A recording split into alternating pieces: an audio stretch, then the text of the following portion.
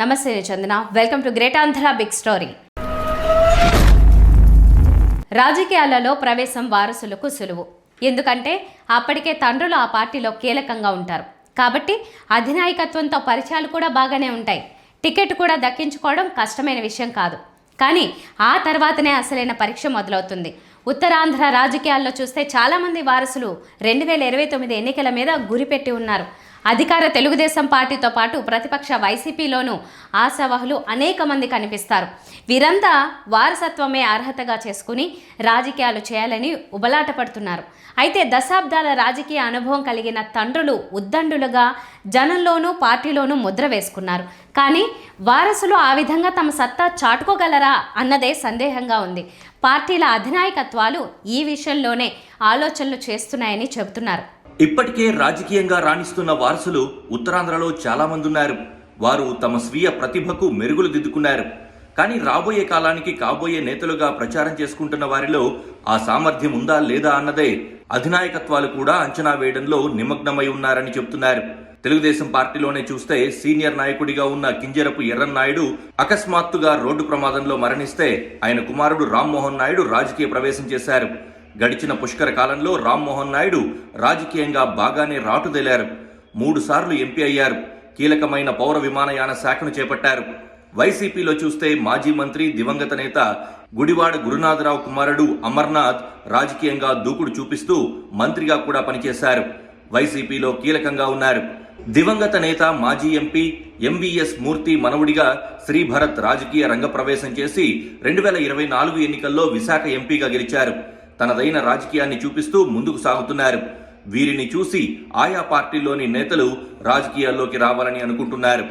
ఉమ్మడి విశాఖ జిల్లాలో చూస్తే సీనియర్ నేత చింతకాయల అయ్యన్న పాత్రుడు కుమారుడు విజయ్ తండ్రి స్థానంలోకి వచ్చి భవిష్యత్తు రాజకీయాలను శాసించాలని చూస్తున్నారు. అయితే అయ్యన్న తీరు వేరుగా ఉంటుంది. ఆయనకు పట్టు విడుపల రాజకీయం తెలుసు. కుమారుడు కూడా ఆ విధంగా లౌక్యంగా చాకచక్యంగా ముందుకు సాగాల్సి ఉంది. తెలుగుదేశం పార్టీలో చూస్తే నర్సీపట్నం నియోజకవర్గంలో అయ్యన్న పాత్రుడు కుటుంబం తప్ప వేరే వారికి చోటు లేదా అన్న చర్చ ఉంది. దానిని సైతం అధిగమించి విజయ్ తన సమర్థతను చూపించాల్సి ఉంది. మరో మాజీ మంత్రి గంటా శ్రీనివాసరావుకు టీడీపీ అనేక అవకాశాలిచ్చింది. ఆయన కూడా గెలిచి చూపించారు. ఇప్పుడు ఆయన కుమారుడు గంటా రవితేజను భీమిలి నుంచి పోటీ చేయించాలని చూస్తున్నారు. అయితే గంటా లేకపోతే రవితేజకు సొంతంగా ఉన్న మద్దతు ఎంత అన్నది కూడా చర్చగా ముందుకొస్తోంది. పైగా భీమిలి వంటి హాట్ ఫేవరెట్ సీట్లో పోటీ అధికంగా ఉంది.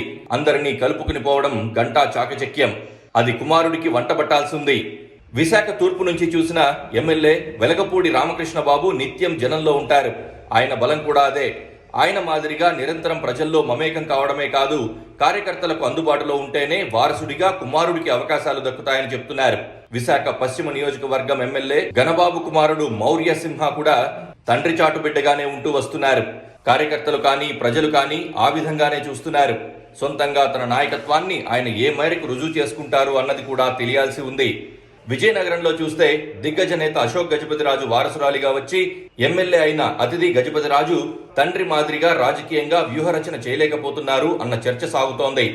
చీపురుపల్లి ఎమ్మెల్యే కిమిడి కళా వెంకట్రావు కుమారుడు కిమిడి రామ్ మల్లిక్ కూడా ఎచ్చెర్ల సీటు ఆశిస్తున్నా అందరి ఆమోదయోగ్యమైన నాయకుడిగా మారలేకపోతున్నారని చెప్తున్నారు.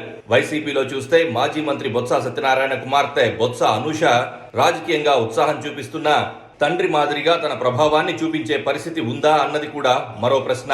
శ్రీకాకుళం జిల్లాలో మాజీ స్పీకర్ తమ్మినేని సీతారాం కుమారుడు చిరంజీవి నాగైనా లేదా నర్సన్నపేట మాజీ ఎమ్మెల్యే ధర్మాన కృష్ణప్రసాద్ కుమారుడు కృష్ణ చైతన్య అయినా ధర్మాన ప్రసాదరావు కుమారుడు రామ్ మనోహర్ నాయుడైనా వీరంతా ఇంకా తండ్రుల నీడ నుంచి బయటకు రావడం లేదు.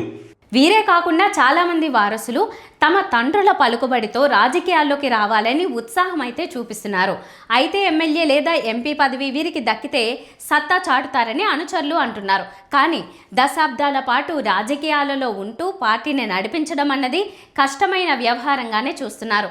ఒకసారి టికెట్ అందుకుని గెలిచి ఆ మీదట పక్కకు పోయిన వారు ఉన్నారు. దాంతోనే పార్టీలు కూడా వారసుల విషయంలో గట్టి హామీ అయితే ఇవ్వలేకపోతున్నాయని అంటున్నారు. ఇది వాళ్ళ బిగ్ స్టోరీ. మరిన్ని టాపిక్స్తో కలుద్దాం. నమస్తే.